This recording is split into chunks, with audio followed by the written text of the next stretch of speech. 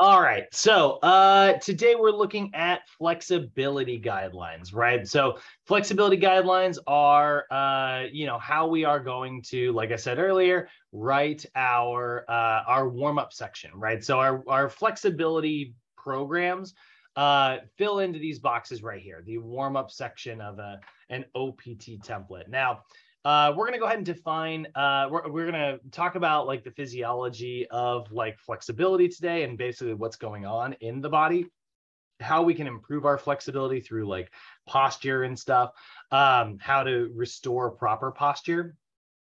And then hopefully after completing this chapter, you guys will understand like why flexibility training is so important, how to implement it safely into a program, and then how to apply like specific what we call acute variables.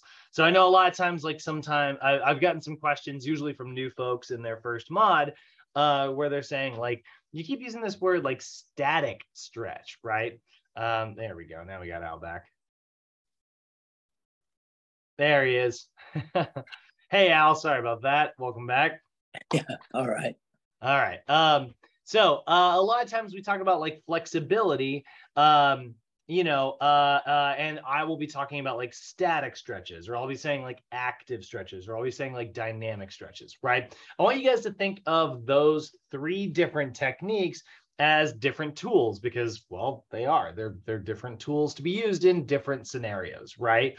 Like you wouldn't want to use like you wouldn't want to use a flathead screwdriver on like a Phillips head screw, like maybe you can make it work, but it's not going to be as effective, right?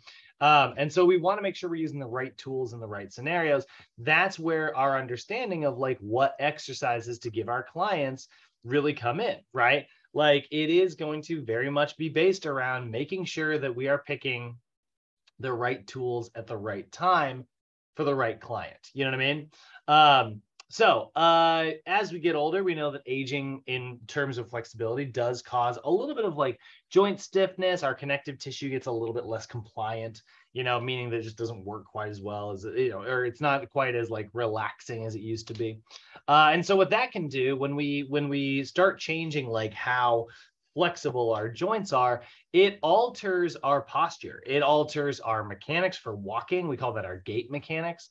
So we start to see like older adult clients will have like an altered like walk, they're not quite as flexible as they used to be. So then they start doing that like old shuffle, right? We definitely don't want to see that, but you see people be a little bit less sturdy on their feet. And we know that it can cause postural distortions as well, right? If you have a joint that doesn't move through a range of motion the way it's supposed to, and you got to reach for something, you kind of find a new path in order to sort of get there, right? So flexibility is going to be defined as the ability to move a joint through its complete range of motion. And as we get older, the reason our flexibility decreases is because like we experience joint stiffness, we experience loss of connective tissue and muscle mobility. And so this is one of the biggest reasons why we have to make sure that we are training not only our senior clients for improved flexibility and mobility and stuff, but every client, right? Because your body is going to lose proprioception when it is tighter than it should be, or when it is tighter than it thinks it is, right? Remember this concept, proprioception, right? Like this is a term I want you guys to just hear in your head all the time, right? Proprioception, it's your body's spatial awareness, right? It's your body's ability to understand like what position it's in, right? So like, let's say my bicep muscle is sending a signal to my brain and my brain's trying to figure out like what position my body's in, right? So if I go like this, my bicep is currently fully stretched out. It's at 100% of its maximum length. It can't get any longer than this. And then if I flex it down like this and I really just like collapse the whole joint, now it's at 100% of its minimal length. It can't get any more contracted than this. So my range of motion is everywhere from my minimal contraction to my maximal contraction, or my maximal like stretched out to my minimal, like my longest muscle can be to the shortest my muscle can be, right? Like that's how my mobility is anywhere in between those ranges of motion. So if your brain starts to learn like this is the range of motion that you have, right? But then let's say I just go to the gym and I only do bicep curls, right? That's the only exercise I ever do. I don't do anything else, right? and I never take the time to stretch. I never take, the time to move my arms through any other range of motion. Eventually what can happen is you can get overactivity in your biceps muscle. You'll see that it's really rare. Like you only see it in bodybuilders, but you see like a bodybuilder who has, like, I like to call it invisible lat syndrome. And it's where, like, oh, their lats are so big, their arms are pooped out to the side, right? And they kind of walk around like this, even though like there's nothing here, and they're doing that because, their biceps have tightened up so much, it's gotten used to being in a contracted position. And now it's not letting go, right? Yeah, ILS. So because it's not letting go, they have this like kind of perennial bend to their arm. Their brain now is like, hey, let's reach for something. And then it gets to here and it experiences resistance, right? Experiences like, a pull back because now, or experiences a tightness, right? Because now like that muscle's so tight, it doesn't want to stretch out any further, right? So now like your brain's like, oh, well, I guess that I thought the muscle was able to get this long, but maybe it's only able to get this long, I guess, and so now you're starting to learn, bad form, right? Your brain's understanding of like what the minimum stretch and what the maximum stretch is, it's starting to learn that wasn't accurate. So what that does is it decreases our ability to walk properly, or it decreases our ability to like reach our arm up, and it changes our proprioception, your body's spatial awareness. And now what you have to do is like, as you, like the person, are just simply trying to like live your life and move through like every day, what ends up happening is like you start to find new ways to get the same job done, right? So you start to find like new ways to sort of like move, which, that's not the way that your body is most efficiently designed, right? So when you start to move that way and you start moving like poorly, we're putting more stress on certain joints, we're putting more stress on certain muscles that really weren't designed to like keep up with that, right? And so we eventually start to see breakdown. This is one of the reasons why we'll start to see like IT band syndrome, right? So IT band syndrome is where you'll either get, they more commonly call it runner's knee, or they'll call it runner's hip, right? So you'll get pain, caused by the IT band. IT band is mostly fascia. I mean, look at this. This is mostly fascia here, right? So what happens is if you look at your anatomy, let's look at our femoral anatomy, right? If you look at your femur, just as an overall bone, right? It's got this huge knob on the outside. Like this sits into our hip like that, right? There's the ball and socket joint. And then there's this huge head right here, right? That's our greater trochanter. So you think about it, like your IT band has to wrap all the way around from here, across this, and then it has to run down and it inserts on the fibula down here, right? So this is kind of where our IT band is at. So it's rubbing here and it's rubbing here if it gets overly tight. If it's not as long as it's supposed to be, if that fascia really tightens up, we get a rubbing sensation like right here, and we get a rubbing sensation right here. So either that's going to be runner's hip, that's this one, or it'll be runner's knee. And that's the pain and irritation somebody experiences, right? Why did that happen? Why did it tighten up like that? Well, usually it's caused by excessive knee valgus, right? Usually it's caused by like somebody who has a posture where their knees kind of cave in like this. Because now you think about it, like you are overstretching the IT band of the hip, and then like down here, like it comes in and has to wrap around, has to make this kind of weird, awkward fold there, right? So because the knees aren't properly in alignment, the muscle's tightening up. And maybe it's the muscle being tight that's actually causing that, So generally when we see like runners who are pronators, right? Feet turn out and knees cave in. Pronation is at the ankle, but it often causes the knee valgus of the knee. So we see like a pronator with tight calves end up with runner's knee or runner's hip. And it's like, you know, it all travels up the kinetic chain, right? Like you get one tight muscle, which leads to altered posture. That altered posture leads to a different muscle trying to do a job it's not really designed to do. And so then it starts rubbing on bone and you get a tendonitis, right? Or, you know, it starts pulling the bone and you start getting arthritis because like now your bones are impacting when they weren't really supposed to.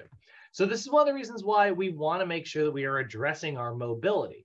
You know, it's fine that you figured out a way to get the job done in the sense that like you went on living your life, but it is not fine in terms of the long-term effects that it has.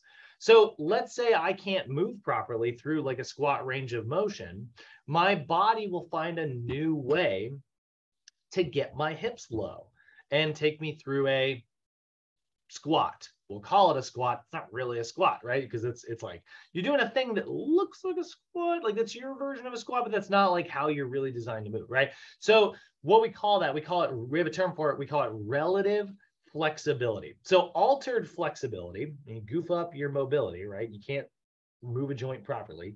You end up with relative flexibility. Call it relative flexibility because it's like relative to you, you know, it's like, hey, I did a squat. And it's like, yeah, you did like a Bob version of a squat. You know what I mean? Like that's relative flexibility. You know what I mean? It's the body finding the path of least resistance during a movement pattern, right? How many times did we do the overhead squat in class and we watched people who their feet were neutral and then they just kind of turned a little bit out, right? Like it just kind of creeps a little bit because that calf muscle is like, hey, I don't want to stretch. I don't want to stretch. I don't want to stretch. So your body found like a different way. It's like, well, you don't have to stretch if we turn the foot this way. So it just finds a way to kind of get the movement done at the expense of doing the movement properly, you know? So the body learns to move in a way that is altered from the way that it's most efficiently designed to move. So a good example is the feet external. Oh yeah, look at that. I actually did not look at that, but that's our example. You know, a client's feet externally rotating is an example of relative flexibility. What do you guys think some other examples of relative flexibility are? Chances are you're probably getting a little bit familiar with them because I've been drilling them into your heads lately. But other examples of relative flexibility we see foot turns out. We see the knees cave in. We know that an excessive forward lean is relative flexibility. It's like, hey, show me a squat. And they're like, okay. And then they got a dumbbell here and they do this. That is not a squat, right? Like, I don't know what that is. Well, I do know what that is. And it's a hinge, you know? And it's like, yeah, it's kind of a squat in some ways, right? Low back arching is relative flexibility. Yeah, I know, folks. Yeah, right. Seriously. Arms falling forward is relative flexibility. The forward head posture, the shoulders elevating, all of those are relative flexibility. It's like your body goes to like stretch one muscle, that muscle resists back, and then it goes, okay, well, I guess I'll just go this way instead. Finds a new way to get the job done. And that puts too much stress on the body. And that's what causes our overuse injuries. I mean, like, you know, I've already worked out today. I have been plenty mobile this morning. I was warmed up and stuff, and even just with body weight squat, doing a bad squat like that, and I felt like a little like in my back, and we're fine. But like, I was like, well, I won't be doing another one of those bad demos for a while. I can't tell you how many times I have thrown my own back out just a little bit, like in the gym. Guys, here's a piece of advice that you're not going to find in your textbook. It's a really good way to teach someone how to do a movement by showing them what you don't want them to do. You know what I mean? Like, it's like, hey, you're doing this. Oh, I want you to pull those shoulders. I want you to do this, right? It's a really good way to like teach people to do stuff. However, on the deadlift, do not do a bad deadlift to show your clients the effects of a bad deadlift. Because I'll deadlift, like I'll work out deadlift 300 pounds, 350, no problem. You know what I mean? Like, get it up, it's fine. And then I will take just the bar by itself and be like, so what I want you to do is I want you to do this. I don't want you to do this. And I will throw my back out with just a 45-pound bar. That is a huge contrast. And yet that shows you like why relative flexibility is so bad for us, It is, you know, you could be super athletic, but if you move the wrong way, it causes pain, right? So it's one of the reasons why it's so important for us to, you know, train our clients and make sure that they are, you know, make sure that they are training properly, moving through ranges of motion. So if somebody has an altered range of motion, you know, let's say before they met us, they never exercised before and they have a job that has led to like tight muscles in one area or another. How are we going to fix that? Well, that's where flexibility training comes in, right? So we have a variety of flexibility training techniques. You know, the idea here is that we want to increase our tissue temperature. That increases blood flow and oxidation to the muscles. That also has been shown to improve performance. This is one of the reasons why, like, we want to make sure that we do some version of stretching that kind of gets our heart rate up, actually, or alternatively, if like the type of stretches we're doing are really gentle and they're not going to raise our heart rate naturally, well, we can always pair up our flexibility training with our cardio, which is what NASM does. So NASM is going to encourage you to start with your stretching. So stretching here and all that.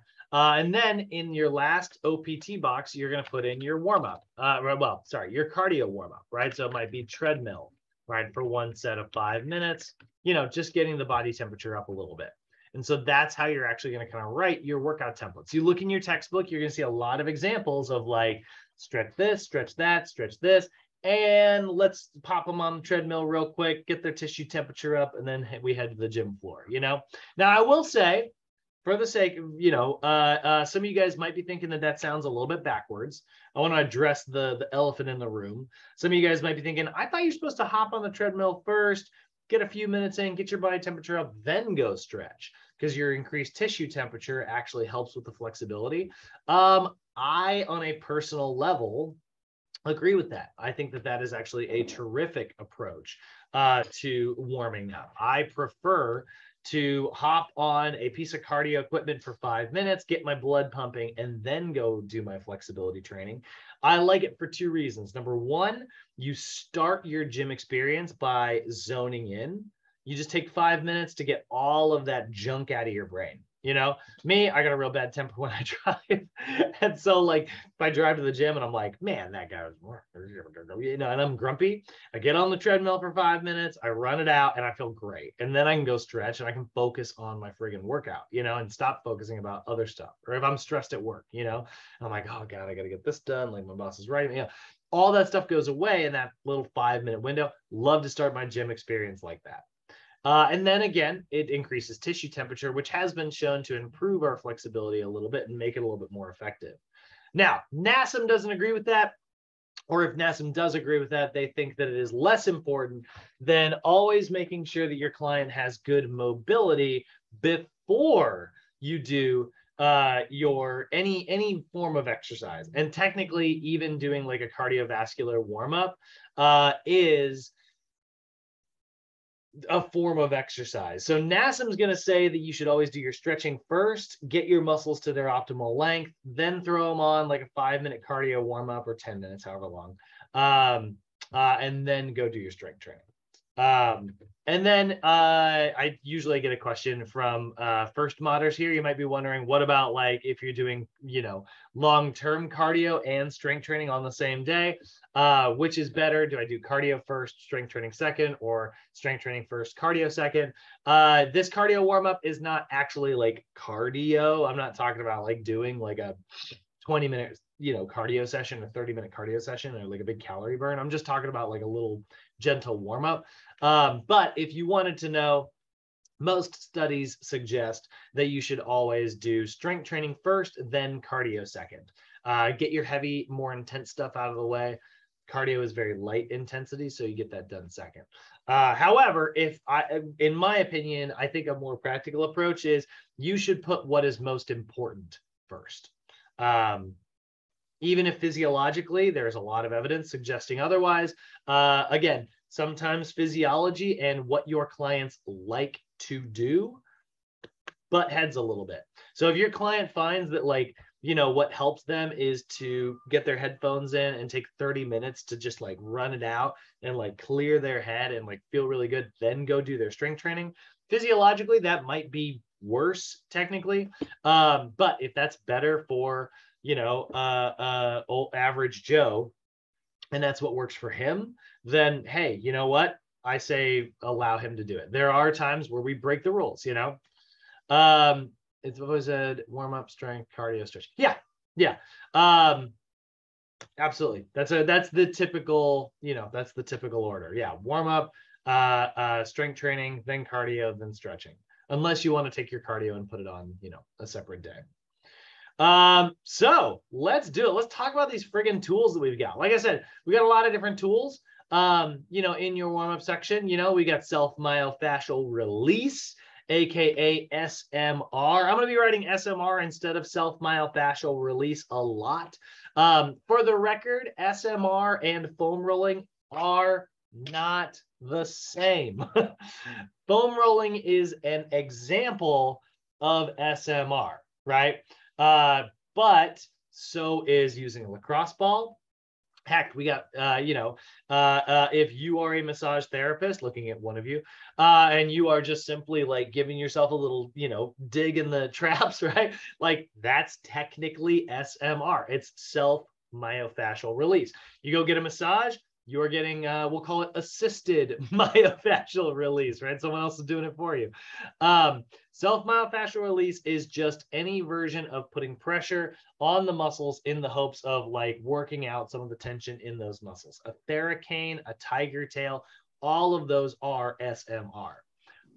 But usually what you're going to see is a foam roller. Foam roller is probably going to be the most common. That's the example you're going to see in your textbook most often.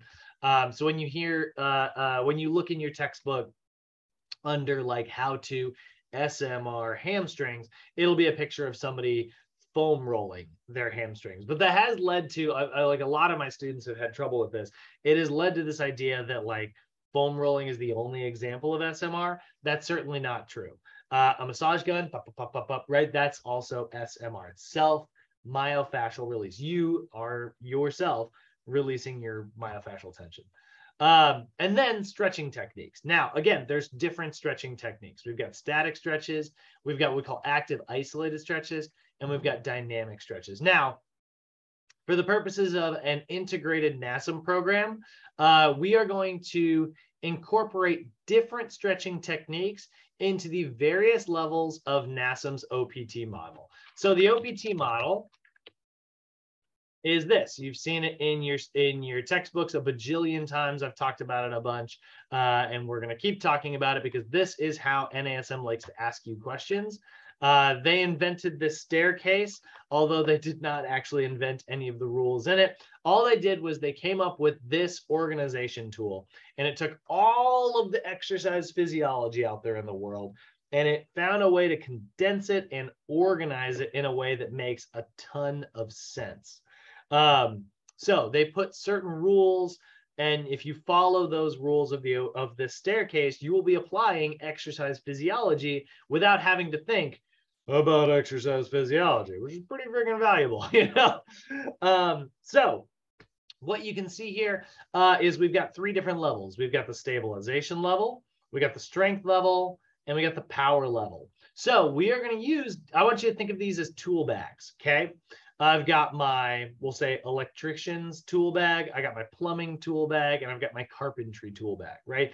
Those are three totally different tool bags with three totally different sets of tools, right? I don't want to use a monkey wrench to try to like saw a board in half, right? Like it doesn't make any sense for me to use my plumbing stuff in a wood shop, right?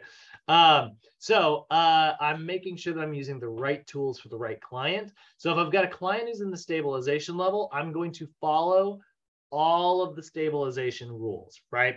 And that's what's going to be found either in this chapter, or if you look at your table of, if you look at your chapter in your regular NASM textbook, this is chapter 14. It's all of our flexibility rules. We're also going to go through chapter 15 today. It's all of our cardio rules. So that's really what we're getting into, right? So your cardiovascular warm-up's really, really important because it gets your tissue temperature high, and then you can dive into your actual flexibility training. So here's what I want you to kind of think of. Let's go ahead and grab NASM's staircase here, right? Or actually, we'll kind of make our own, right? So we got 3 levels of the OPT model, right? We got our foundation, which is going to be the stabilization level, right? So our stabilization level, this is our foundation for everything, right?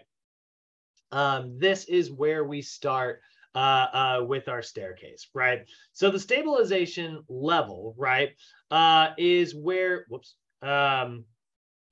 is where we're really going to start all of our foundational stuff in order to like work with our client and make sure that we can build them up, you know,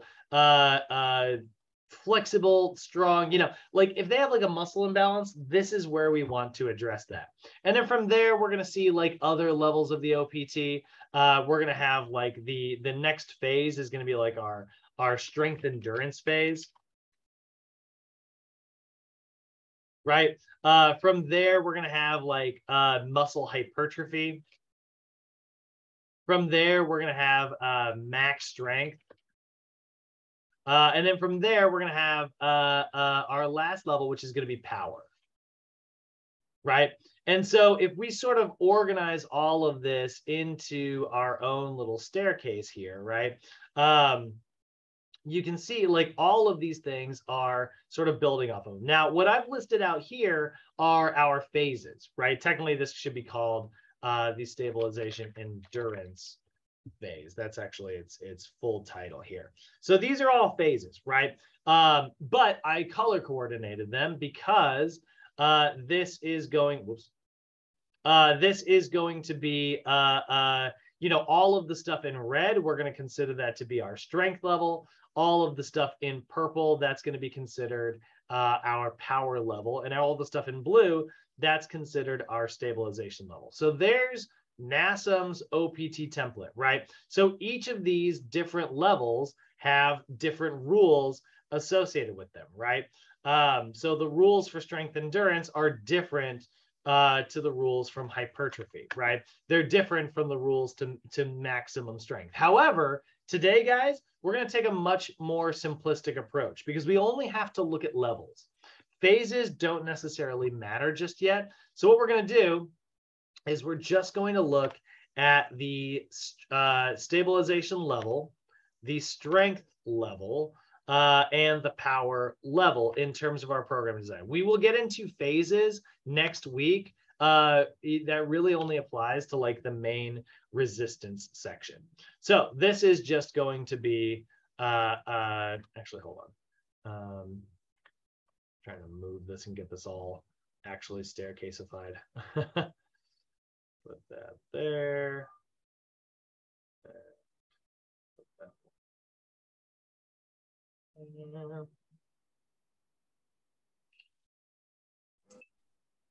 It's taking everything I have to not draw on the screen right now. Don't you do it. I will lose it. This is surgery right now. I'm trying to get this pixel perfect. I can tell. I admire that about you, man. So these are our 3 levels, right? That's fine. These are our 3 different levels. We've got the stabilization level, right? We've got the strength level. Okay, and we're just going to put that in all 3 here. Nope, that is right, and then we've got the power level. This one might be tough. Good. So those are our 3 different levels, right? So now we're going to go ahead and talk about like what rules we are going to put in these various columns here, right? So in the stabilization level, the rules that we're going to kind of follow, those kind of come out from here, right? Is we are going to be applying what we call corrective flexibility. Okay. Now, corrective flexibility is our tool within the tool bag, right? Or you can think of this as the tool bag, right? Like this is our set of tools. Now, any client who's in the stabilization level, right? If they are a phase 1 client, which means they're a level 1 client, right? Phases are the individual stairs. The colors are the levels, right?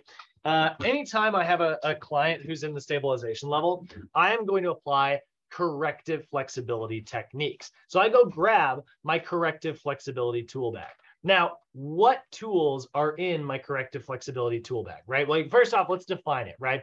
It's the type of flexibility training that improves joint range of motion. So the whole point here is to make our joints more mobile and is utilized to correct postural distortion. So it's corrective flexibility, right? So what is it? What's in that tool bag, right? Well, it's going to be self-myofascial release for one. That's going to be our SMR technique. So I'm going to go ahead and put that here, right? So self-myofascial release, or SMR as we more commonly call it.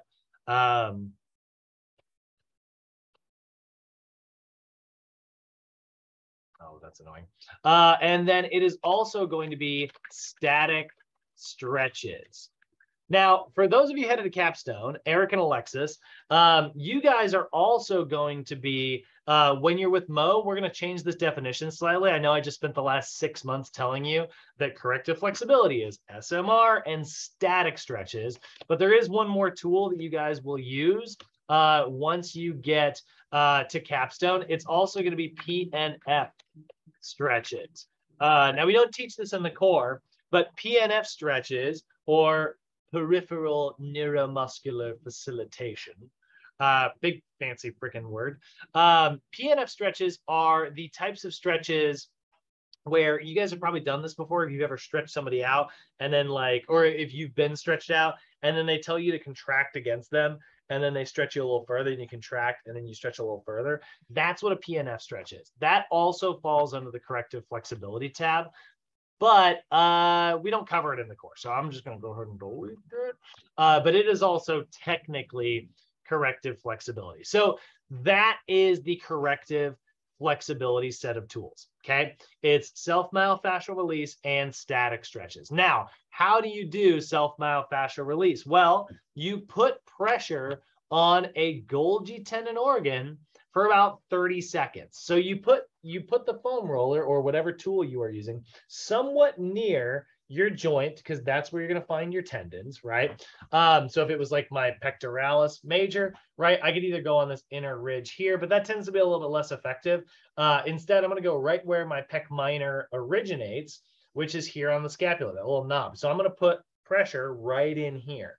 Now, I can't really use a foam roller to do that, right? But I can certainly get in there with a massage gun. I can take a lacrosse ball to the wall, right?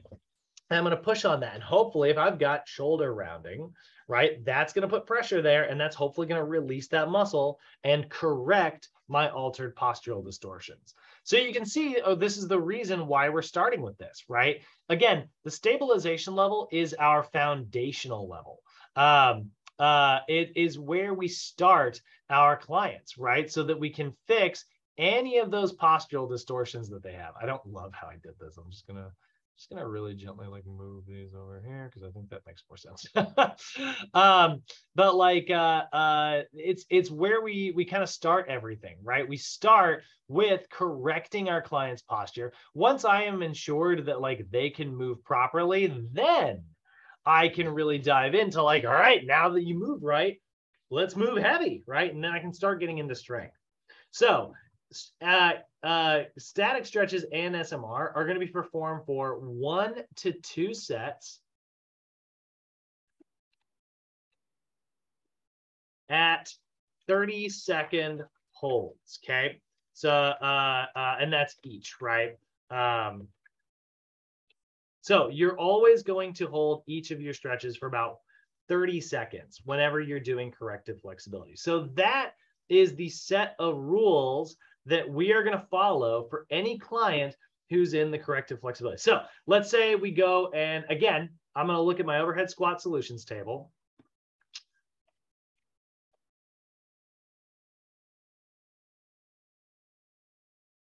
Right. And let's say I've got a client whose arms fall forward. Okay. So we're going to say arms fall forward. I scroll in and I look, oh, there's arms fall forward. They have a really tight latissimus dorsi. Hey, I can foam roll that. So now I need to write a program. So I open up my OPT template. I go over here and I'm going to say SMR. In this case, it would probably be foam roller. Latissimus dorsi. Right. I go back and I'm going to SMR the pectoralis major / minor. Now I probably can't I can't use a foam roller on that. I'll go SMR pec minor, right? But I can use the lacrosse ball. So I'll just put that in the coaching tips. Use lacrosse ball on pec minor. Okay. I go back over here, and it's also the teres major. Now that one I can't really do much for the foam roll, you know, but what I can do is I can kind of get into it a little bit if I do like the foam roll, if I kind of mash and do like the thoracic spine, you know, if I do this one. That's actually not so bad. I kind of get near my teres major. I kind of get near all of them, if I'm being honest. But basically just foam rolling like this, staying in the thoracic spine up top. It's not bad. So you know what? I'm going to throw it in there, right? So I'm going to go with thoracic spine, or a lot of times I just write like T-spine. So that is the beginning of my warm-up, right?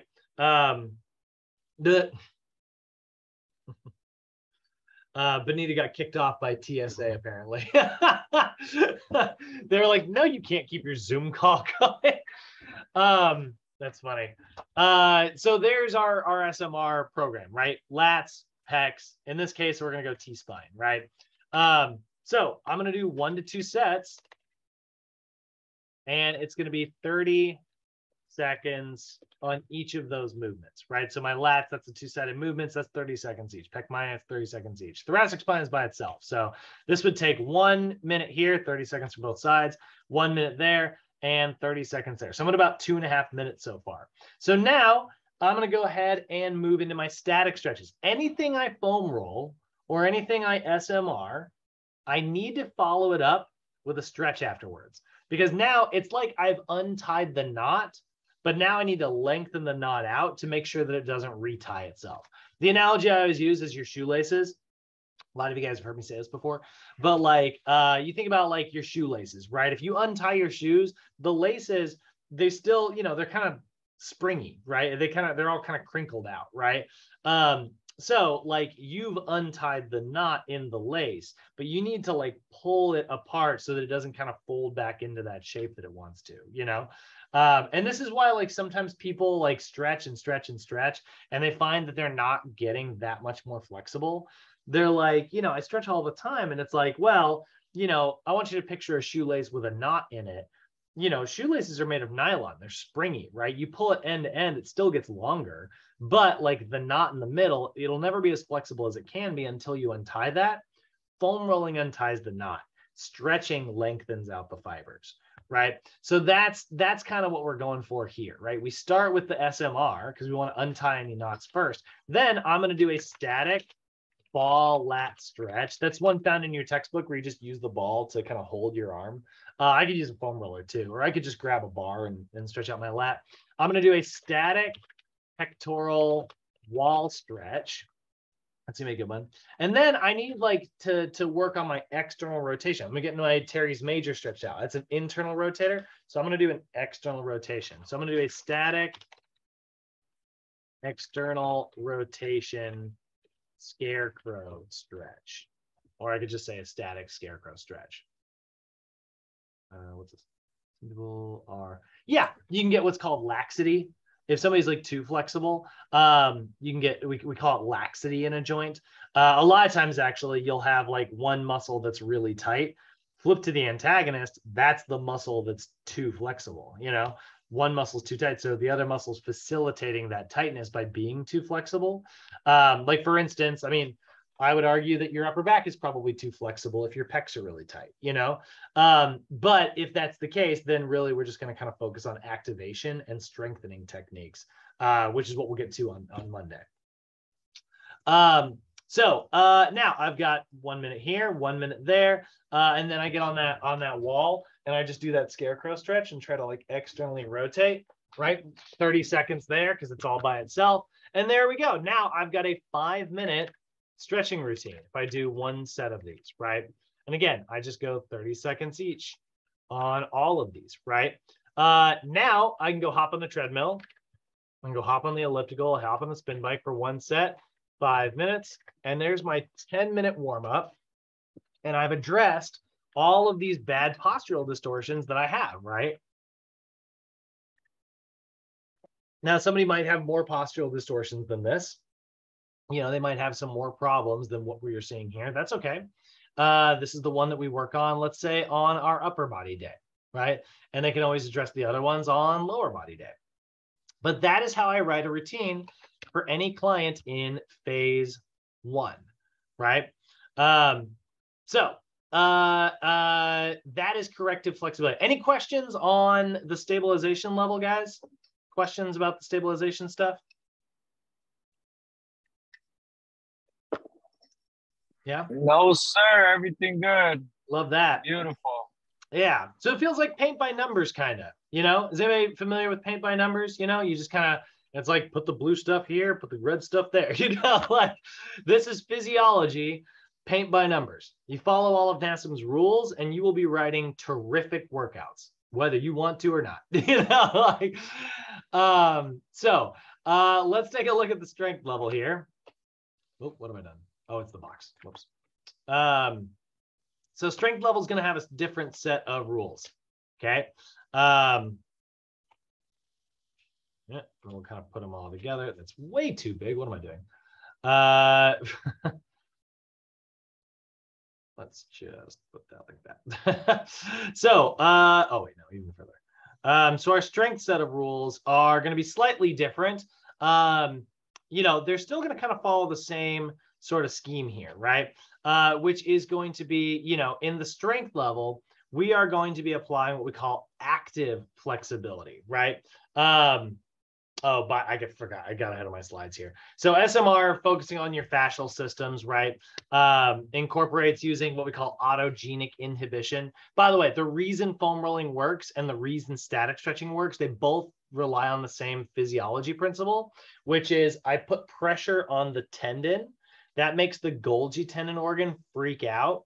And so it decides safest thing to do is to let go and relax the muscle. So it will override and inhibit the muscle spindle running through the muscle. So I put pressure on the tendon, and the tendon's like, tension, right? So it thinks that it's going to rip off the bone, even though it's actually pretty safe, right? And then all of a sudden it sends a signal to the muscle. It says, hey, muscle, I need you to let go. I need you to relax. And then that allows me to get that full range of motion. That process, we call that autogenic inhibition, right? Now, not all older adults can use a foam roller. That's okay. That's where the Theracane comes in, the Tiger Tail, back knobber, right? All of those things that give us a little bit of mechanical advantage to make it easier for us to kind of put pressure on certain parts of the body. So why I want you guys to remember, SMR does not mean the same thing as foam rolling. It's just we're turning our tight muscles off by putting that autogenic inhibition on, right? And then we do our static stretches. That's low force, long duration stretches that lengthen out the muscle. That also uses autogenic inhibition. It's not poking a Golgi tendon organ the way self-myofascial release was, but it is pulling on the tendon. So it does still have the same effect.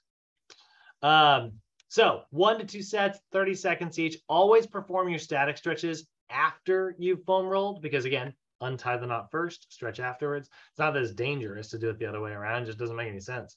And then don't freaking bounce. Like none of this, like where you stretch out and you're like, right? Like that. Like you see people and they're like reaching and they're like, come on, just I want to touch my toes, right? That does not work. For the record, I think that's actually how I tore my shoulder labrum. So you're absolutely right. Wow. That I actually wasn't even talking about safety, but yeah, absolutely. That's not good. What it does, it actually causes stretch reflexes to happen. When you rapidly stretch bounce a muscle, that muscle actually tightens back up afterwards. It's a reflex reaction. In fact, we're going to use that principle to our advantage here when we look at dynamic stretches in the power level. But it does not make any sense to do it elsewhere. Good Lord, we just lost 2 people. I'm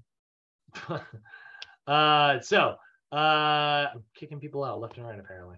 So now the PowerPoint is going to go straight to dynamic stretches. You'll notice that it's skipping straight to this dynamic section here. It's because seniors don't have a lot of like contractile force. So a lot of times we don't do active flexibility with them, but I have to cover it because it's in your regular textbook. So I don't have slides for this, but active flexibility is a different set of tools, right? So active flexibility is what we are going to apply to any of our clients who are in the strength level, right? We're going to be using active flexibility as our main concept here. Now, the difference between corrective flexibility and active flexibility is that active flexibility is better for heavy lifting strength training. Okay, so this is also going to stretch out the muscles. It does. It really does like still improve mobility, but it's not quite as good at improving mobility as like static stretches are. So what this is, by definition, is it's flexibility training that utilizes reciprocal inhibition. So we had, yeah, heavy lifting. This is very good for that. So we had our autogenic inhibition with our static stretches, right? I put pressure on a Golgi tendon organ. That causes the Golgi tendon organ to say, okay, safest thing to do, turn the muscle off, right? But you can already see there is a disadvantage to that in that it turns the muscle off, right? We don't always want to turn our muscles off. A lot of times we want our muscles nice and active, right? So what's great about like autogenic inhibition is it does give us flexibility, but at the expense of our muscles firing explosively. So now suddenly we lose some of our maximum effort strength. So if that's the case and we want to have maximal effort strength, we need to come up with a new different type of stretch. So the type of stretch that we came up with is the active isolated stretch. Active isolated stretch utilizes reciprocal inhibition, which is a different physiologic process, right? Autogenic inhibition, put pressure, turn the muscle off, right? Reciprocal inhibition, contract the opposite muscle. So let's say instead of like I'm trying to improve the flexibility of my bicep, what I'm actually going to do is I'm going to focus on my tricep and I'm going to contract that tricep and then I'll relax and I'll contract it and I'll relax and I'll contract it and I'll relax. And what I'm doing is I'm actually contracting the antagonist muscle. Now, you guys remember when we talked about the nervous system, naturally, your nervous system will always turn the antagonist muscle off to whatever it is that you are contracting. If I contract my tricep, my nervous system will tell my bicep to shut down so that it can get that muscle to contract, right? Otherwise, it just pulls on both sides and then no movement happens, right? So my nervous system's naturally arranged this way. So I'm going to take advantage of that natural arrangement by contracting the antagonist muscle to whatever muscle it is that I want to stretch out. So I want to improve my flexibility in my pecs. I'm going to contract my posterior deltoid and my rhomboids. If I want to stretch out my my deltoid, I'm going to reach up with my and contract. Actually, I guess I'm going to reach down. I'm going to reach down and contract my lat, right? I want to stretch out my lat. I'm going to contract my deltoid, right? I'm going to flip to the other side of the joint. I want to stretch out my hamstring. I'm going to contract my quad. And so by contracting my quad, I'm turning off my hamstring. That's reciprocal inhibition. One muscle is reciprocating the other one, right? So that is the contract. This is sometimes called a contract relax stretch. Okay. So we're going to do SMR again. Right. So we're still doing self-myofascial release to start with because that unties the knots. But afterwards, in the strength level, instead of doing static stretches, I'm going to do active isolated stretches. Okay. An active isolated stretch.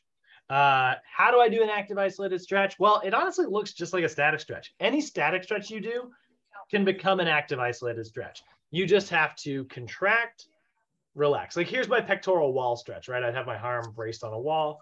I'd rotate away. Static stretch, I would hold it for 30 seconds. Active stretch, I would go 1, 2, and then I would let go. 1, 2, and then I would let go, right? 1, 2. So I hold, I got a couple sets of rules here. I'm going to do 1 to 2 sets. Right, same thing. I'm going to do 1 to 2 sets, and then, oh, I realize now. There, actually, that's fine. 1 to 2 sets of 5 to 10 reps. And I'm going to do that for 1 to 2 second hold each rep. Okay, so each rep needs to have a 1 to 2 second hold there.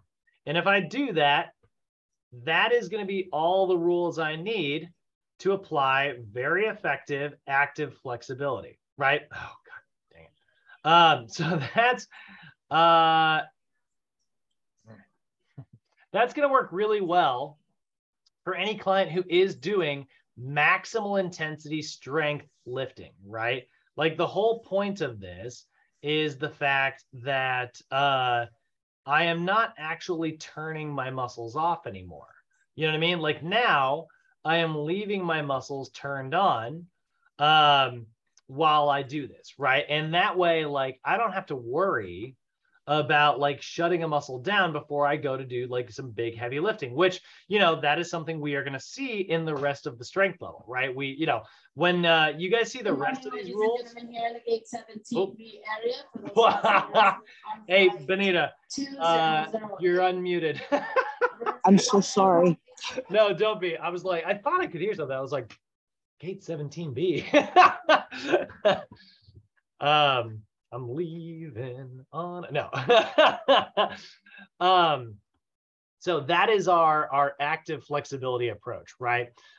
It's different. It's just a different set of tools that we use for clients who are in the strength level, because this type of stretching, you get some improvement in mobility. Like it's not quite as good at like improving your flexibility, but it has the advantage of not turning your muscles off during your strength training, which is valuable in its own right. Okay. So active flexibility, very similar. You can see, right? We SMR first, we stretch second, but in this case, it's active stretches instead of static stretches. We do it for 1 to 2 sets. That's the same. But now we only hold our stretch for 1 to 2 seconds instead of a big, long 30-second hold. And we do anywhere from 5 to 10 repetitions. So I go back to my client that we built earlier, and let's say it's the same client, right? Now, instead of doing, I'm still going to SMR, lats, pecs, and T-spine, but instead of doing like a static ball lat stretch, all I got to do is I got to write active ball lat stretch, an active pectoral wall stretch, an active scarecrow stretch, 1 to 2 sets, and we're going to do 5 to 10 repetitions. And we're going to hold each repetition for 1 to 2 seconds. And now I just turned this, whether my client's in phase 2, 3, or phase 4, all I did was just change their workout, their warm-up ever so slightly. So again, this is how we are customizing our workouts to each individual client, right? You know, I got a client in phase 1, that first warm-up we wrote was perfect. I got a client in phase 2, 3, or 4. This is how I want to warm up with them, right? So different rules, different clients, different strokes, different folks, right? Which one's the best? Yeah, it doesn't work that way. It's so funny. Like that's what the fitness industry is. It's just always being like, this is the best, this for this. No, I hate that. There is no best. There's just different stuff for different people. So that is the approach for strength, right? Slightly different technique for that client. Again, you probably aren't going to do active stretches with senior clients. The reason why is because like active isolated stretch, it's not that it's like stressful or dangerous. It's just reciprocal inhibition doesn't work quite as well the older that we get. So it just doesn't make any sense to do it because it's not as effective. So if you got a client who's in the strength level, they're probably not as a senior lifting for maximal intensities anyway. So just go ahead and go right back to your static stretches. That's fine. Questions, comments, concerns? Everybody feel good about level 2?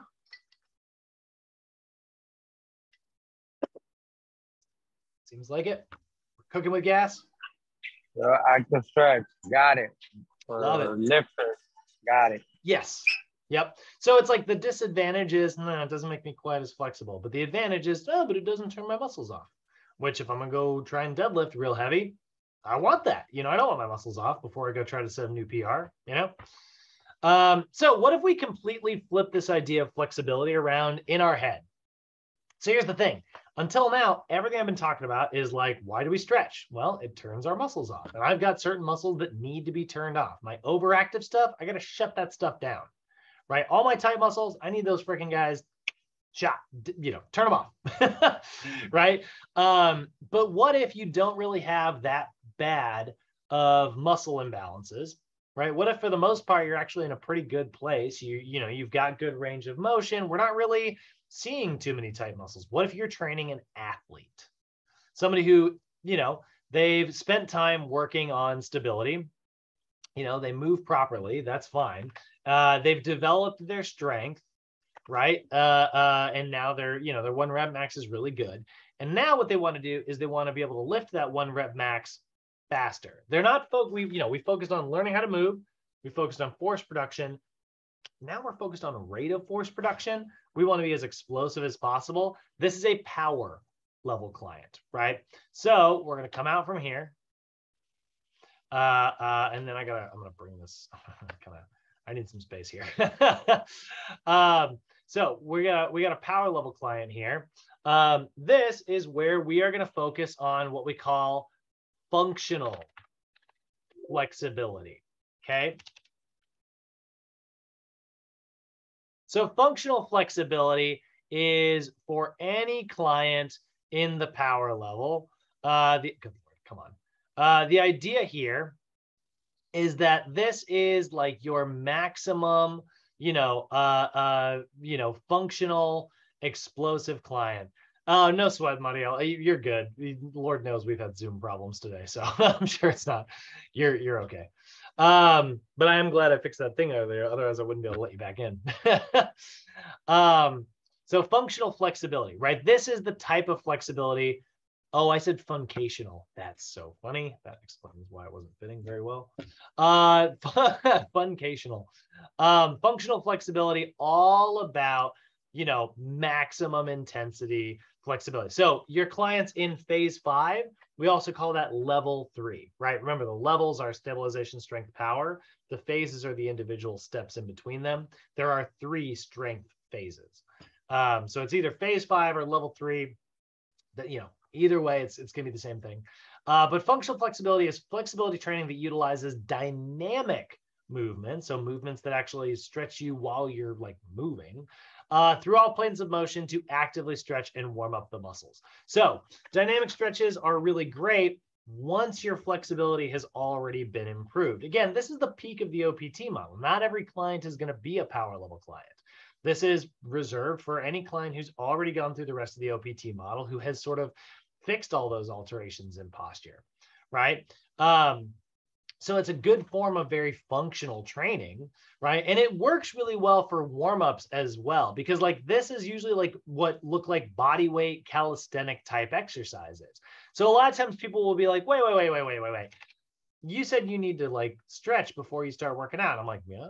And it's like, why are you doing body weight squats? And it's like, well, body weight squats maybe used to be like a strength training exercise, but now that I'm in this, high peaking power level, it's like, this isn't really a strength training movement anymore. For me, this is a warm-up exercise.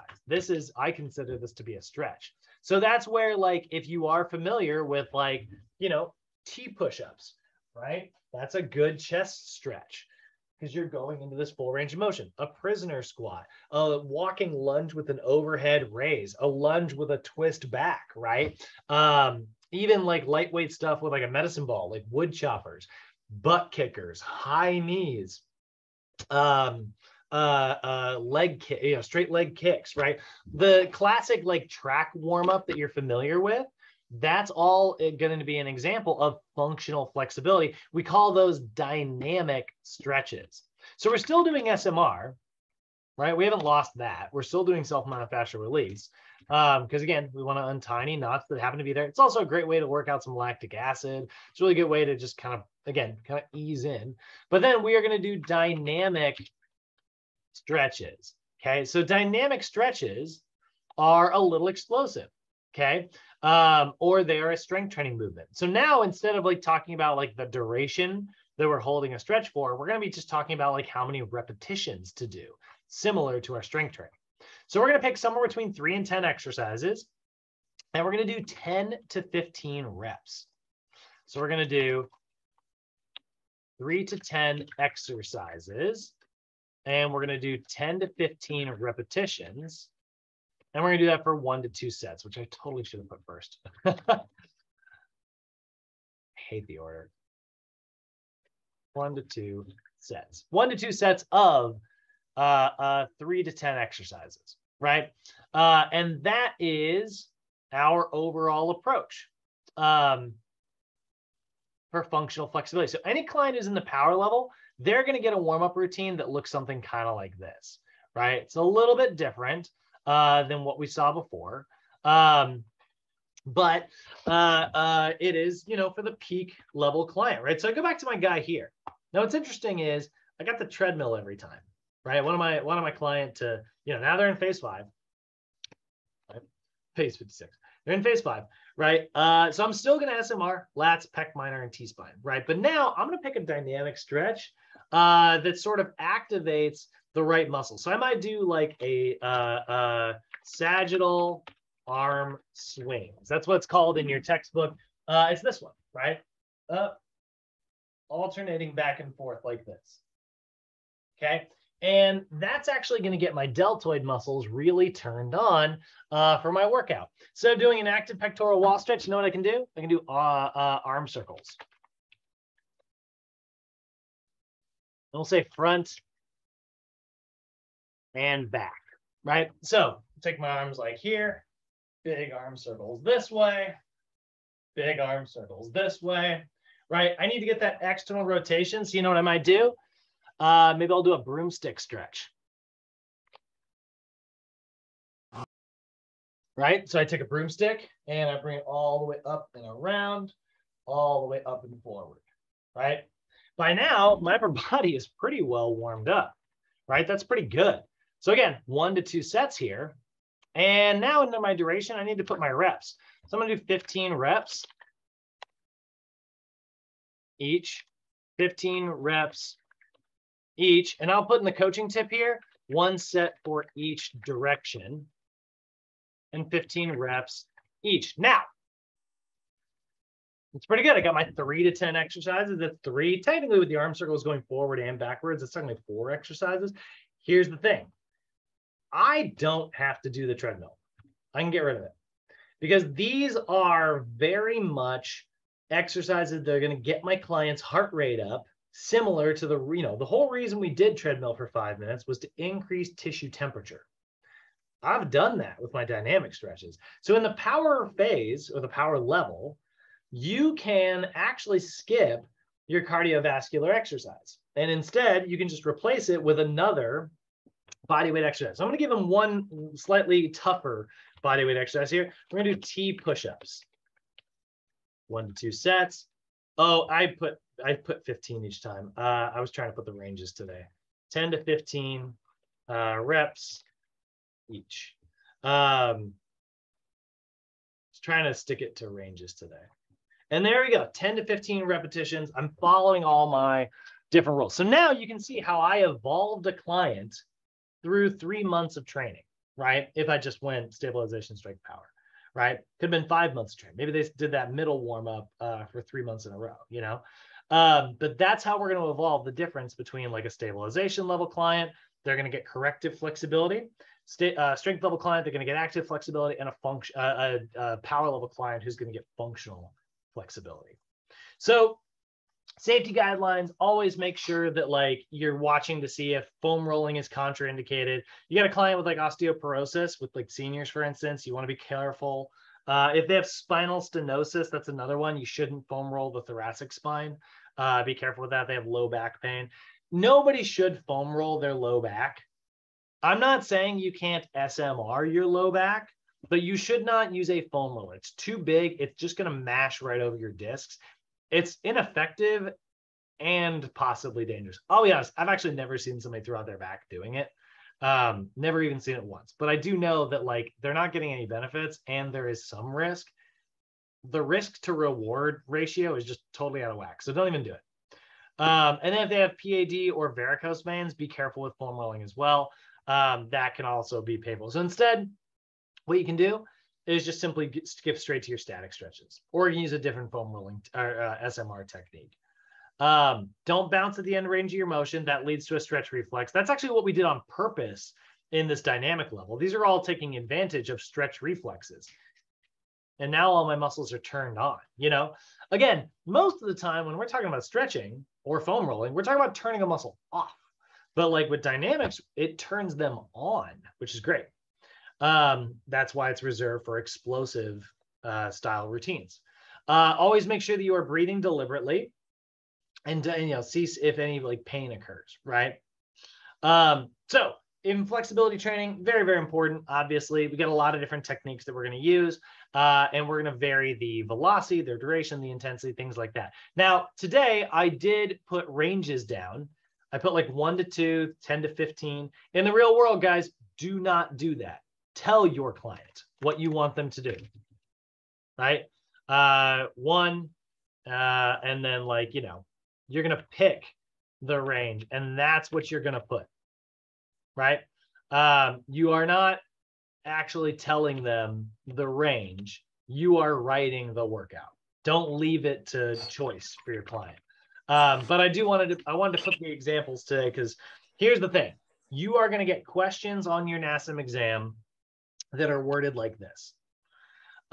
Which of the following is the appropriate acute variables for a client in the power level, in the flexibility portion of the power level? You know what I mean? And it'll say like 1 to 2 sets, 10 to 15 repetitions, 3 to 10 exercises, right? You'll need to pick that out of a lineup. Or you'll see, again, it's for a power level. You'll see a bad answer, which is like 8 to 12 repetitions, you know, 3 to 4 sets, right? Like if the numbers are wrong. Or they'll say, you know, 1 to 2 sets of 5 to 10 reps with a 1 to 2 second hold. Now, that is the correct answer for a strength level client because that's describing active flexibility. So they'll put a correct thing in there, but they ask you in the question, which of the following is the most appropriate for a power level client?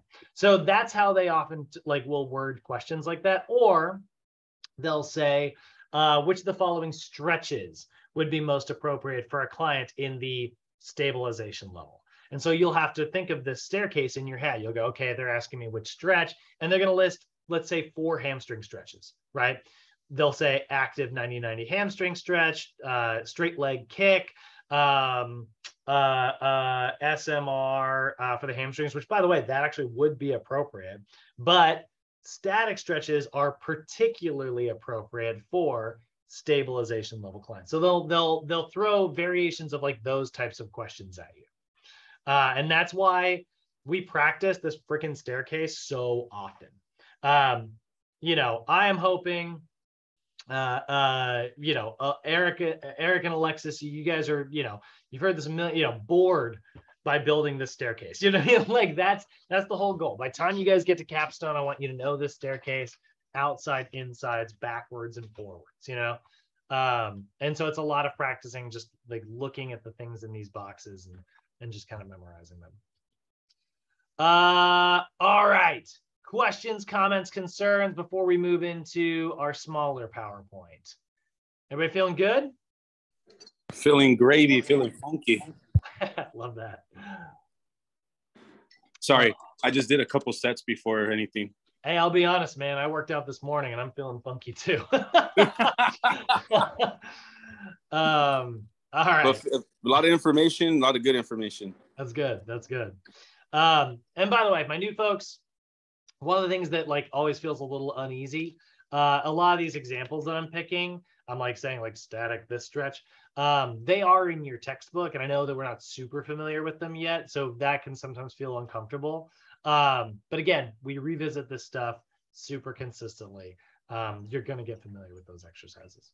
I personally been doing all of this without knowing any of these names, but I've been doing a lot of this like the past 3 years. And that's well, what's more funny, like the past year. Yeah, no, absolutely. Like the internet gets it right a lot of times. Like you'll look at a workout routine online and you're like, yeah, that's actually not terrible, you know? It may not be like textbook or anything like that, but a lot of times like you will have a lot of personal experience doing this stuff, even if you didn't realize you were doing it. The advantage to the staircase thing is that it makes it very easy to apply all of these rules together in ways that fit. You know, like for instance, you know, I want you to imagine the staircase getting, you know, like my little picture here, right? Now imagine I put, you know, more and more boxes here. Here's all of our cardio rules. Here's all of our strength training rules. Here's all, you know, like that's kind of how this works, right? It keeps going. And what you'll start to realize is that this flexibility stuff applies very well to the cardio stuff, which applies very well to the strength training stuff. And all of the rules are kind of lumped together. That's the advantage of the OPT model.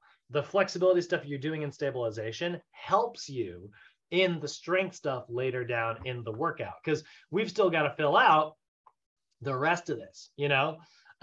We got to get down to the rest of this stuff here. So let's take a look at our next section. Let's go ahead and take a look at our cardio here, our cardio respiratory guidelines. So we want to understand like general guidelines to how to write a cardio program. We do want to review our FIT principles today, the rationale for why cardio is so important, and then how NASM is going to sort of organize all of this, right? So when it comes to cardio, we're talking about like long duration cardiorespiratory exercise. We're talking about getting your heart rate elevated to a certain level for long periods of time, which has benefits to, you know, the heart itself. It has benefits to your blood vessels. It has benefits to your lungs, even your core muscle a little bit. You know, like cardio is great, you know, and one thing that we do not spend enough time talking about, but your cardio also metabolically supports your strength training. And I know that like bodybuilders and when you're trying to get like big, it seems like cardio is the enemy. It really does. Like I get it, you know, because it's like, look, I'm eating like 3,000 calories a day and it's hard to eat that much food, and then you're gonna make me do cardio, and now I have to eat even more food, you monster, you know. Like it seems like cardio is the enemy sometimes if your goal is to put on muscle. But here's the thing, in some ways it is, right? Again, it boosts your calorie burn like crazy, which makes eating even more food really hard. You're gonna lose your gains, right? Yeah, absolutely. But and even like there's some evidence to say that like it results in you producing, we call it AMP, and AMP has been shown to sort of slow muscle growth. That's not so great. But here's the thing. Cardio is not always, I want you to go for a run for 3 hours. That's not what I mean when I say cardio. It can be. If I got a marathon trainer, sure. You know, I'm going to say, hey, get on a run. Step one, start running.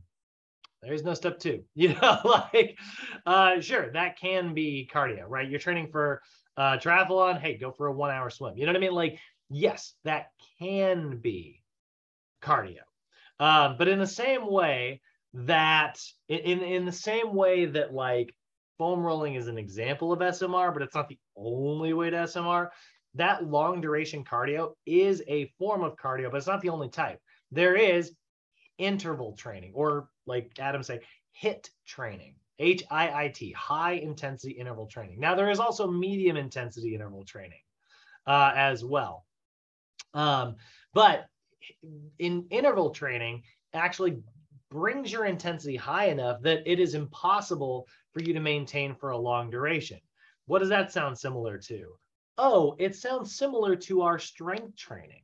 Right? You can't keep strength training for like long durations because you eventually have to stop. Lactic acid builds up, right? So if I get your cardio intensity high enough, what you start doing is you start building a tolerance to lactic acid production. That only happens with like interval training. And unfortunately, we have to make sure that we do long duration cardio to support our interval training, but we'll get into that in a minute. But interval training actually makes you more resistant to that burning sensation. It builds mental toughness, and physiology wise, your body builds, it adapts to lactic acid production. So if that happens, that ensures that you actually can push yourself harder on your strength training days, and your cardio is actually supporting more in a chemistry way, more in a physiology way. It's supporting your strength training. And that's why we actually really like HIIT training. It's a really good way to actually build your tolerance, which is great because the more tolerance you have, the harder you can work in the actual, strength training sessions. So we'll get into that in a minute. But in general, we got to consider our FIT principles again, right? So frequency, intensity, time, type, enjoyment. These are guidelines that assist you in your program design. So you need to consider what your frequency is. Frequency is the number of sessions in a given time period. If you are doing, a general older adult client, we're going to say 2 to 5 days per week. Average adult client, we can say 3 to 5 days per week. Now, obviously, intensity and frequency and duration, that's your time, they all have an inverse relationship, right? I can't do my 1 rep max for more than 1 rep. That's why it's my 1 rep max, not my 12 rep max, So if my intensity is super high, my number of reps, real low. Same thing is true of your cardio. If your intensity is really high, your duration should be low. That's why HIIT training is usually only about 20 minutes. Now, frequency is the number of sessions in a given time period, right? If your frequency is really high, you also do not want to have high intensity because now you are working hard all the time, which is probably going to lead to some version of an overuse injury, shin splints, torn muscles, whatever, right? So frequency, 2 to 5 days per week. Intensity, we're going to see 40 to 85% of your VO2 max. A lot of times, guys, you're not going to have your client's VO2 max. So that's going to be anywhere from, for most senior clients, 65 to 75% heart rate max. So we go back to our assessment from yesterday, right? I got a 65-year-old client with a resting heart rate of 70 beats per minute. 65 years old, 70 beats per minute. Calculate. If I want them to be between 65 and 75% of their max heart rate, I'm going to say, hey, Bob, I want you to be if your heart rate gets below 125, I want you to boost that intensity. And if it gets above 134, I want you to lower that intensity, right? And there we go. Time is the length of time. Usually we recommend 30 to 60 minutes for most active older adults. That could be a 30-minute walk. Or if they can't handle that, we can always do multiple 8 to 10-minute bouts. Try to get 30 minutes a day. That's my recommendation, of the low intensity stuff, right around that 65% mark. Type is the mode. So you can do it on a recumbent bike if your client has that at home, or a treadmill, or they can go for a swim, they can go for a walk, they can go for a hike, right? Whatever it happens to be, but make sure that you're picking a mode that supports your client and it's something that they enjoy doing, because we do need to consider that enjoyment factor, right? The level of pleasure that your client gets from whatever activity. If they hate cardio and you're like, I wrote you this great routine, I guarantee you're going to get results. And then 6 months later, you're like, you're getting no results. What's going on? It's because they hate the routine and they're lying to you. And they're like, yeah, I did my homework. It's like, come on, man, but technically that is on the trainer. We want to write a routine that our client is going to enjoy, which is why interval training is so popular. You look at companies like Orange Theory, or, these HIIT classes that they have, not HIIT classes like popular, but HIIT classes that are out there, they have, they're fun, they're engaging, right? Now, like I said earlier, you could use the max heart rate formula. I think it works really well. It's my favorite method personally, because I love a heart rate monitor during a workout session. I kind of default to this a lot, but it is not the only way for prescribing exercise intensity. You can put them on a VO2 test and then figure out what heart rate corresponds with what VO2. That's a super advanced way to do it. Or you could always use the Borg scale. Okay, so the Borg scale is more commonly referred to as the rating of perceived exertion scale, right? The RPE method. I don't know which version they're going to call it on your test. NASM will flip-flop between those two definitions willy-nilly. They are the same thing. They'll say well, on the Borg scale. They'll say on the RPE scale. Don't fall for that. Don't let it freak you out. So it measures intensity based on the perception of how hard it is. That's your client's heart rate. You know, they can feel it in their chest, or maybe their respiration rate, how hard they're breathing, or how much they're sweating, although sweating is not a very good indicator, or just the general fatigue that they feel. So what you're going to do is you're going to ask your client, hey, on a scale of 6 to 10, on a scale of 6 to 20, how hard was that? Right? Like, was that like a 20? You know, that would be somebody like sprinting, about to vomit. You know what I mean? That is maximum intensity. It's a really weird scale, 6 to 20, but the idea here when it was created is basically, you know, you think about like a 20-year-old person, it would be like a resting heart rate, hopefully of around like, you know, if they're completely asleep, that would be like their heart rate's around 60. And if they are sprinting as hard as they can and they are, you know, pushing themselves to 100% limit, maybe their heart rate's as high as 200 at the very most, you know? So like, that's kind of where the scale came from. They just needed to pick a number. I never use the regular Borg scale with my clients. 6 to 20 is way too hard for people to visualize. So I like 1 to 10. And I say that exercise, you know, 10 being a full-on sprint, I'm about to throw up because I'm working so hard. And I say that exercise starts around a 6. So I'm like, I don't want you to get below a 6. Once you walk through those, you know, once your warm-up is over and you'll get on the gym floor, I want you to try to stay above a 6 as often as possible. A 7 is pushing, you know, a little bit harder. An 8 is like pushing real hard where you're starting to breathe pretty heavy. And a 9 is where you are out of breath. 10, I really don't want you to get to that either. 10 is reserved for like, you know, athletic, like playing sports, like trying to win, you know, like that's what a 10 is really reserved for. But like, you know, 7, 8, and 9, that's like 7 is like you're pushing, but you're not pushing super hard. 8 is like you're a little out of breath, but 9 is like you're fully out of breath. 10 is you're at the trash can, you know, like, and that's how I like to do it. And then like, you know, you don't want to rest long enough to get below a 6, unless you're doing like max strength training. But then again, this is mostly applying to cardio. So that's one method. The Borg scale is a really good one. I like the modified Borg scale. There's also the talk test method. Talk test method is gauging exercise intensity based on how difficult it is to actually talk. So one thing that you can always kind of teach your clients to pay attention to is like, hey, can you get all the way through your ABCs comfortably, right? That's your zone 1. Can you get all the way through your ABCs, but you have to take small pauses in between? A, B, C, D, E, F, G, you know, like you have to do something like that. I would call that zone 2. And is it like A? Nope. And you're not talking at all? I would say that's zone 3. Okay. So we're kind of breaking this into different zones based on like a perception of difficulty. That's our Borg scale. We're basing it on how difficult it is to talk. That's our talk test method. Or we could base it on my favorite method, which is using your client's actual heart rate. So we go to our Karvanen formula.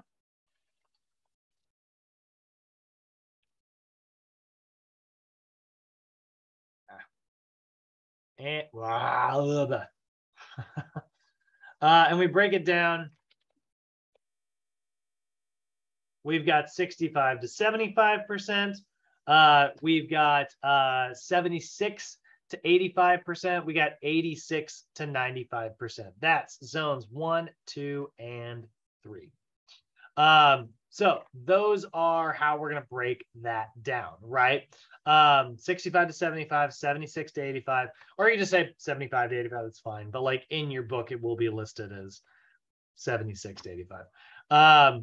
So that's our zones 1, 2, and 3, right? You've got you can kind of think of it as blue, red, and purple, right? Or you can think of it, and again, your textbook, it's listed as like yellow is your zone 1, or no, green is zone 1, orange, yellow is zone 2, red is zone 3, right?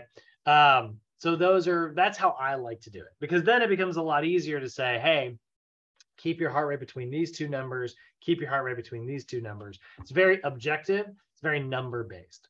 So we've got stage 1, we got stage 2, we got stage 3. Now I just got done saying zone 1, zone 2, zone 3. So what the heck is stage 1, stage 2, stage 3? It seems really confusing, but it's not. So I'll go ahead and steal my table here.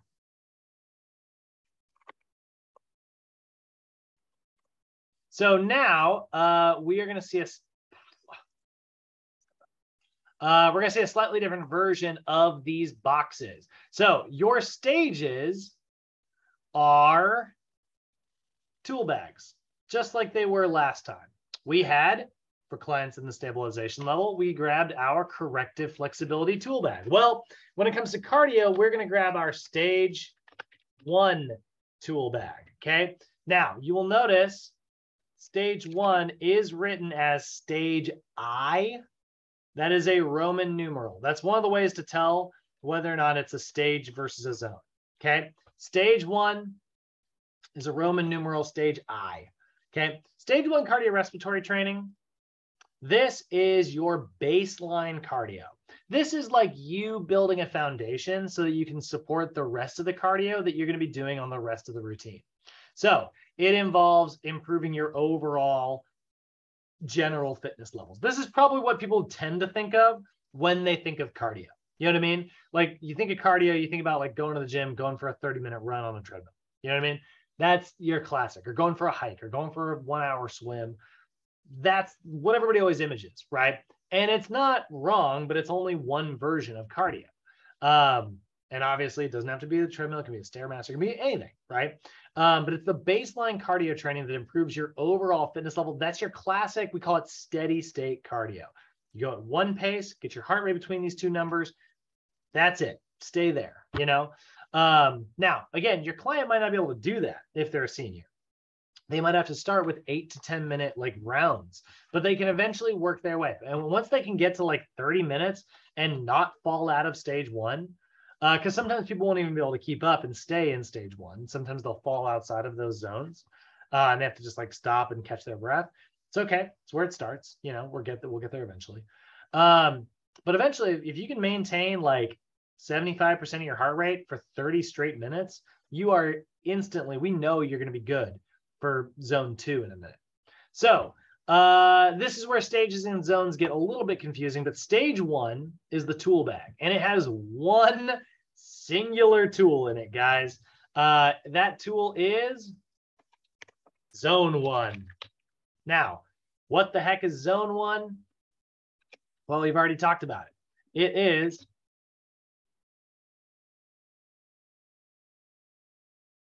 (65 to 75%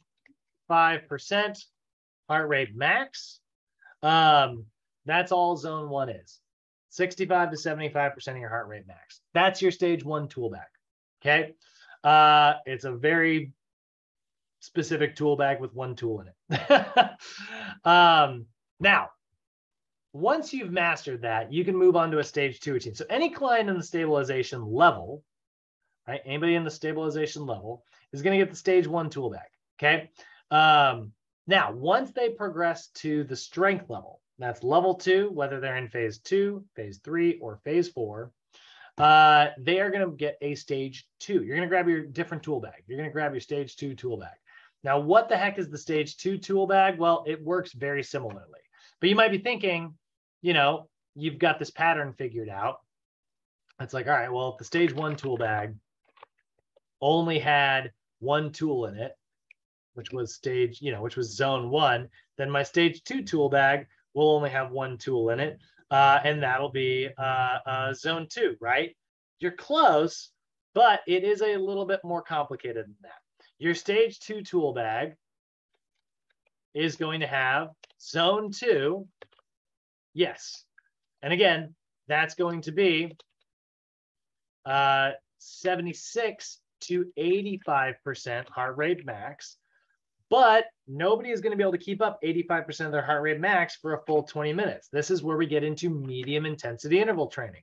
So we are also going to have zone 1 incorporated into our stage 2 routine. But now what used to be your workout, zone 1 used to be your workout, is now your recovery. And that's the difference. That's how we are, again, you can see this is it's a staircase, right? We're building on our foundation, right? So now stage 2 is zones 2 and zone 1. Zone 1 is now recovery. It's not a workout anymore. I mean, it's still a workout, but it's not, you know, hard. It's the recovery sections where you're catching your breath on the go. That's why we had to build a foundation of this first, so that we could catch our breath when we got to stage 2. So this focuses on moving your heart rate into and out of zone 1, right? You're going up, you're going down, you're going up, you're going down. So you're going to start with like maybe a 5 to 10 minute warm up in zone 1, get your heart rate pumping, get your blood elevated, right? I flip those, get your blood pumping, get your heart rate elevated. And then you might do like 1 minute in zone 2. And then you're probably going to recover for 1 to 3 minutes in zone 1. You actually, in a stage 2 routine, you'll probably spend most of your time in zone 1, but you are pushing into zone 2. This is particularly really good for strength athletes. If you are trying to improve your maximum strength, if you can get to a place where you're doing 1 minute on, 1 minute off, 1, 1, 1, 1, 1, 1, 1, 1, it's great. So like even like one of the things that I like to do for my strength training clients is to get them to where like they'll get on a treadmill and get or whatever piece of equipment, get to a specific pace, and then they increase either the resistance or the like incline. 1 minute, get out of breath, 1 minute, catch your breath, 1 minute, get out of breath, 1 minute, catch your breath. That is producing lactic acid, converting that lactic acid, producing lactic acid, converting that lactic acid. So you are building your lactic acid tolerance. And I just think 10 rounds of that is perfect. That's a 20-minute cardio routine. It is great after your workout, and it supports your strength gains without being too cardiovascular based. 20 minutes in and get out of there. You know, you don't need any more than that. Again, this is about building tolerance to lactic acid, right? So zone 1, zone 2, zone 1, zone 2, zone 1, zone 2, flipping back and forth. Now, once you've mastered that and you are killing it, we are going to move on to stage 3. Stage 3, probably not going to do this with too many of our senior clients, but it does happen sometimes. Again, if they're a master athlete, that term that I friggin' love, that's where we're going to get into stage 3. Now, stage 3, again, it's its own tool bag, right? By now, you probably see the pattern that we're going for here, right? Stage 3 is a tool bag that has different tools in it. You are now going to unlock zone 3,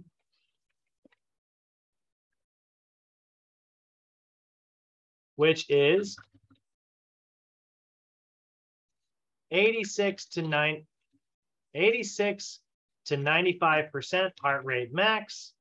And then you are also going to recover in zone 2, and you're going to recover in zone 1. So this is a little bit different than zone 2 in the sense that now you've got a couple different intervals that you can kind of mess around with, right? You've got 2 different zones that you can kind of recover into. You push your maximal intensity in zone 3, but then you recover in zones 2 and zones 1. So it's like we learn how to use this one tool, then we learn how to use it with another tool, and then we learn how to use it with a third tool. And so like, that's why these are different. I like to call them like different tool bags, right? Like you have, you know, your stage 3 routine is like you warm up in zone 1, pop into zone 2, get into zone 3, get super out of breath, you're sweating, your heart's pounding, recover back into zone 2. Or if you have to, recover all the way back down to zone 1, right? So 1, 1, 2, 1, 2, 3. That's your different stages. Remember, your stages are always going to be listed as Roman numerals, stage I, stage I, stage I. And then your classic like zones. Those are our sort of classic Arabic numerals there. Now, obviously, you don't have to necessarily do all of this on the treadmill. You don't have to do all of this on the elliptical or the Stairmaster. You can do it through circuit training. Circuit training is a really great way to get the benefits of cardio and strength training simultaneously. It's a good alternative, right? So you're going to do a series of strength exercises in a row with little to no rest. So that is going to get your heart rate up. So you can see here's a really good example program for a senior client involving circuit training. So you start with 5 to 10 minutes of flexibility. This is for a level 1 client, by the way. So they do 5 to 10 minutes of flexibility training, a little bit of SMR and some static stretches. They go do 5 to 10 minutes in stage 1. That's zone 1. They do 15 to 20 minutes of circuit training, alternating between upper body and lower body. That gets their heart rate up, but it's not getting it too high. And then we cool it down with a little bit of stage 1 cardio. We get a little bit of flexibility training, SMR and static stretches, and we're done. Kick them out of the gym. Same thing would be true in the strength level as well. We would just, instead of doing static stretches, we would do active stretches. I haven't talked about like the types of exercises yet, but instead of doing stabilization exercises, we would do strength exercises. And that's how we're going to do this. You know, that's how we're going to kind of adjust. So here you can see kind of a good skeleton for if you have a real cardio-based athlete, which if it's a senior, that's one of the most important things, keeping the heart and lungs healthy, right? We're going to focus on this kind of strength, right? We're going to do a lot of circuit training because that's what's really good particularly for their cardio. So safety guidelines, always make sure if they are using a piece of cardio equipment, every client should do this. I know that none of us actually do, but use those safety clips, especially if you're doing sprints, guys. I know it's tempting to just be like, nah, I'll be fine. You know, well, you will until the day you go flying off the back. Nobody wants to be that. Make sure you're wearing the appropriate clothing. Again, watch for baggy clothing. That stuff gets caught in the machines. We definitely don't want to see that. Make sure that you know how to use the equipment. Some of those machines nowadays get so freaking complicated. It's like people don't know how to actually like run them, which is annoying. And then watch for like symptoms of like full exhaustion with your clients. When you do have a client doing cardio, make sure you watch to see if their form is starting to get sloppy because they're starting to get exhausted. That can be really dangerous, you know? And always warm up before you do it. So we have a warm-up section. We call our cardio conditioning. We have a cool down section. So Fit Principle is going to help you kind of keep an overall like broad story idea of how to write these routines. And then your stage training is ensuring that you are progressing effectively. And it's a really good way to make sure that you're building a foundation first and then building upon that foundation later. And then circuit training is great because it's fun, it's engaging. You know, people who hate cardio, they do a circuit training, they're like, oh, this is brutal. It's brutal. We're done, right? And it just makes the session seem like it's going really fast. It's fun. It's engaging. So that is kind of the guidelines for your warm-up section of the OPT template, right? That is how we're going to do it. So I got a little handout here for you. You guys can find this on Canvas, and then it will be attached tonight. But here are 3 months of workout routines for a general client. So I got 3 separate months here. And you'll notice I followed all of NASM's rules. So let's just say we got Bob here, and it's January 1st, 2020. He's in phase 1, wants to get better at playing golf. So we're going to SMR his calves and his hip flexors. That's what's tight on Bob. So we do SMR calves, SMR hip flexors. We do a static calf stretch. Why static? He's in phase 1. So static calf stretch, static hip flexor stretch, and a static erector spinae stretch. That's going to help with the twisting of golf. Throw him on the recumbent bike for 5 minutes. And then on his conditioning days, whenever he's doing cardio, put him on the treadmill. He's walking 30 minutes, somewhere between 65 and 75% of his heart rate max. I know this isn't his full routine. We'll get into the movement prep. We'll get into the strength training starting next week. But for now, this is his warm-up. And then his cool down, I did the exact same thing, just in reverse. Throw him on the bike, to bring his heart rate down slowly. Do a little bit of SMR because we always foam roll first and stretch second. And then we do our static stretches here. Next month, Bob, same thing. I just changed static to active, right? 2 sets of everything, 8 reps each. Throw him on the treadmill. He's going to do 1 minute where he gets his heart rate pretty high. He's going to recover for 3 minutes where he brings his heart rate back down to where it was last month. He's in better shape now. So, in February, he's in phase 2. Yeah, I bring his heart rate up to zone 2, and then I let him recover for 3 minutes in zone 1. Bring it back up, bring it back down. We'll do 5 rounds of that. That's 20 minutes of cardio. And then one thing you'll notice, guys, this isn't a typo, but I've got static stretches here on his cooldown. Now, I know I just got done saying we do active stretches for clients in phase 2. The only reason we do that is because static stretches turn the muscles off. I don't want to do that in the strength level. Workout's over. Static stretch away. You can always do static stretches once your workout's done. You don't have to always do active. You can if you want to. If you want to end your session with active stretches, but the only reason we did active is because it won't shut the muscles down. Workout's over. I don't care about shutting the muscles down, Month 3, you can see I did the SMR, and then I just did a series of dynamic stretches. I didn't do any cardio. These are my cardio.